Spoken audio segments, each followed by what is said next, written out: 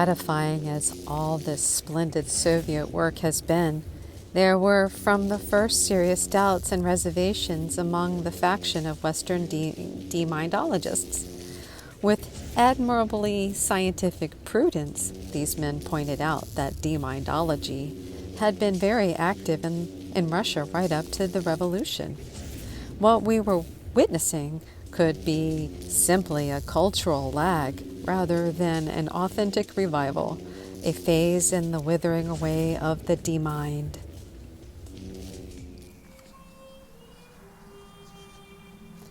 Then came Hitler, and all doubts vanished.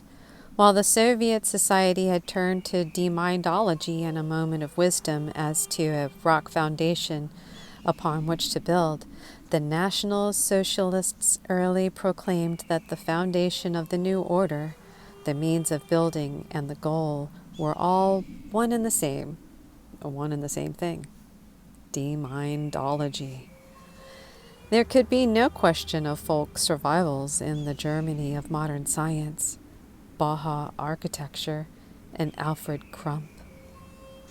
Here indeed was the authentic new demindology, its legitimacy sealed by the fact that the deminds were Jews.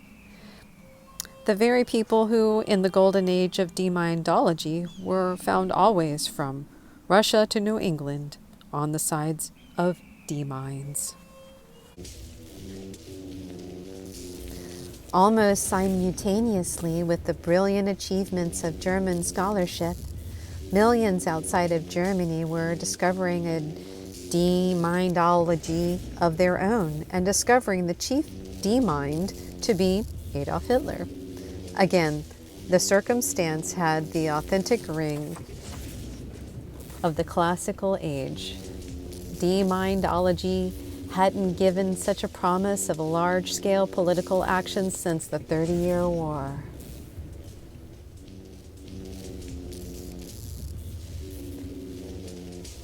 The action came.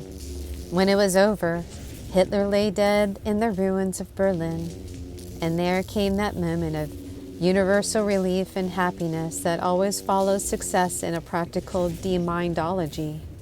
That very success, of course, was a moment of great danger for sweet science. To consider two distinct possibilities at the same time, suppose, for example, that the Soviet-American alliance had continued into the time of peace, or suppose that the substantial effort of the Americans invoked in the cause of war had been turned, unchanged, into the channels of cooperation and enlightenment. Either course could have been crippled by the revived science in infancy. Both together would have killed demindology in our time. The moments passed. The destiny that shapes our ends worked busily a day, and demindology was preserved. The diamonds, as they had when the Charles the Pudgy lost the kingdom to the Black Ludwig, rose from the defeated, hovered in the air a moment, and settled down firmly in the ranks of the Soviet victors. At the same time, as viewed from the Kremlin, the deminds, having hovered, came down unerringly into the hearts and minds of the Western imperialists, or, as they have formerly known, the democratic allies in the great patriotic war of liberation of the motherland.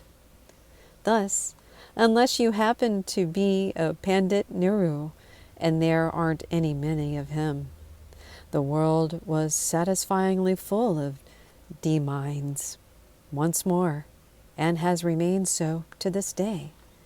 As for Nehru, he has suffered the common and very just fate of those who blind themselves to the democratical facts of life. The deminded have arrived in unusual numbers.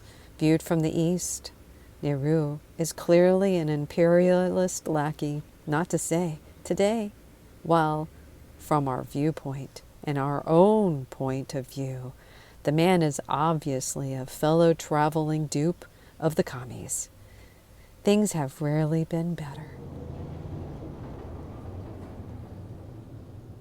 All this being so, it is becoming the urgent function of the scholarship to gather representative examples of deminded action and demindological recognition, to submit the samples to analysis, and to present samples and analysis neatly bound to society, confident that free men, once they know the truth, will know what to do with it.